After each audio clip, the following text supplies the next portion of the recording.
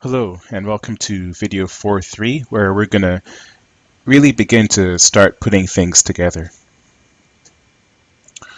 So the overall plan is for your mini site or your one product site. You may want to aim to launch it with 1 to 5 unique articles. I would encourage you to have like at least 5 because I believe the search engines like to see a site with not just one page but with about 5 unique content pages on it. And then over time, hopefully it'll grow and you'll add more and more content to it if the site proves to be promising. But at least start with as many pages or as many unique articles as you can afford within reason.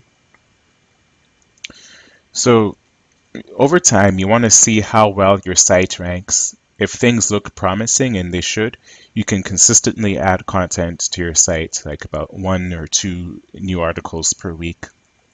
And that way, um, all things being equal, will help push your site through the rankings. So at first, like let's say you're to launch a site tomorrow and it ranks a week later. It might not be on the first page, like in the first 10 results, but it might be on page, say, or result number 56 or something. That's fine. Um, Hopefully within a month it should be. I mean, it's hard for me to give exact ranking positions because there's a lot of factors, but as time goes on, you should naturally see your site increase in the rankings. And if that looks promising, then continue to add content to your site because that'll help push it through the rank or the rankings. So this is where things can get a little bit blended. First, you want to find your 5 highest search count, most promising keywords, and have a unique 750 to 1,500 word article created on each of them. Now, I know that that's a lot that I just mentioned. So basically, 5 most promising keyword phrases, and have a unique article of about 750 to 1,500 words on each of them. The homepage of the ScalpMed one is only about 1,000 words, but ideally, what I try and do is have the homepage be the longest one, like about anywhere from 1,000 to 1,500, and then the others can be like 750 words. And you can have some overlap among the articles since they're all talking about one product. I mean, there's naturally going to be some overlap. But again, having said that, you want some distinction between the articles. So one of them will be about the women's formula, one will be about the men's formula, one will be about how to order, things like that. So you want to, even though they're all about the same product, you want some measure of distinction between them. So what I aim to do is have a mini site that answers some basic consumer questions, such as, where to buy X, the ingredients, does it work, how it works, product X versus product Y as a comparison, and product X side effects.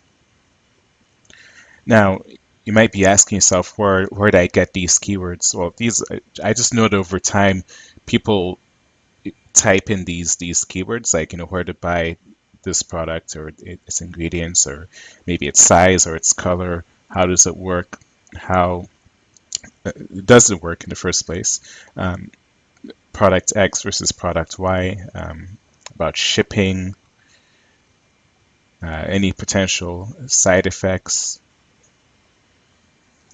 Now, I just want to show you a little trick or a tool that I use to get keyword ideas and content ideas. So one way to get keyword ideas is you've probably seen this before, when you're typing a keyword phrase into Google or a search query into Google, it will suggest things that variations of that keyword that other people have typed in. So ScalpMed. Okay, so there's ScalpMed Canada, ScalpMed Complaints, ScalpMed Reviews, Reviews 2015, Amazon, Side Effects, Ingredients. All these are keywords that people have previously typed into Google, and it's suggesting that maybe it's just a way that it tries to make it easier for you so that you can select and click on a specific query. But you can also gain a lot of insight from this because you know that people are typing in ingredients. So you might have an article about ingredients. Reviews, that's the home page of my article. Complaints. Canada is a good, or any particular country, because if the company that sells your product sells worldwide, then you can try and rank for the country variation. That's something that few affiliates will do. And then that way you can get buyers from other countries, not just US or Canada or the main ones. Customer service number. And you can also type in, like this goes by alphabetical order, so you can go Scalp Med. If I go A, there's everything that begins with A, active ingredients Australia. If I go B, before and after, C. So you can really get a lot of content ideas this way, and maybe not all of these keywords have high search traffic, but a lot of them can have.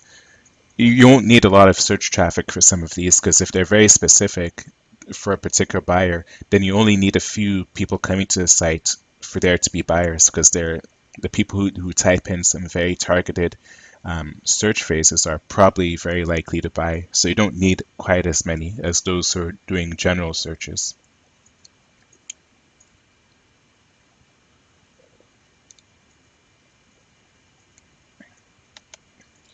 Now, another keyword tool that I use, it's not even really a keyword tool, it's just a suggestion tool that it sort of plays off of what I showed you.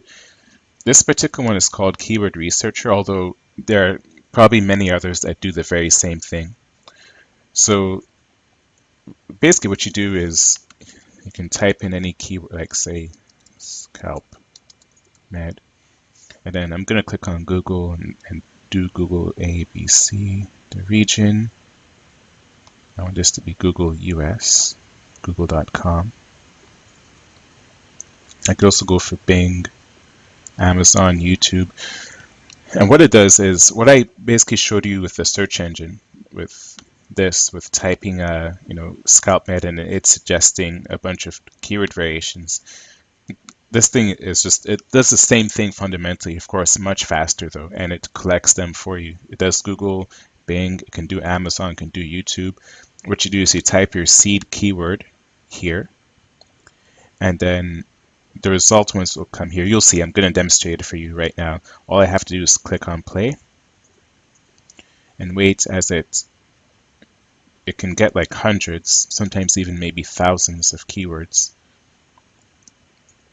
Now if I let it go on, it'll continue, but I think you get the idea. It's harvesting potential keyword phrases. So I'm just going to click on stop, and what I can do now is go through these and find the ones that I think would fit my site very well. Like not all of them would, but you have to use your own creativity and your own intuition. Okay, here's one, free trial. This one can be good. So Scalp Med free trial, or whatever your product name is, free trial, because the way some companies work, especially some CPA companies, is they offer a free trial of whatever product, and then the hope is that the person will like it, and they make money on the rebilling. So let's say that Scalp Med has this. I don't think they do, but let's say that they do. The company could pay you for getting the free trial, and they make their money on the back end through the rebills. So that's something to consider. If whatever product you're promoting has a free trial offer, then hey, try and rank for that. There's Europe to see if the company, if it's offered in Europe. You can get hundreds and hundreds of, or dozens, at least dozens of keyword variations. So I hope by now you have an idea of at least 5 keywords that you can go for, even if they're not super high search count keywords, like if they don't get a lot of monthly searches. If you can rank for them and they have high buyer intent, then you can still do well with those as well. And it's also good to have a variation of keywords because you'll get more natural search engine traffic.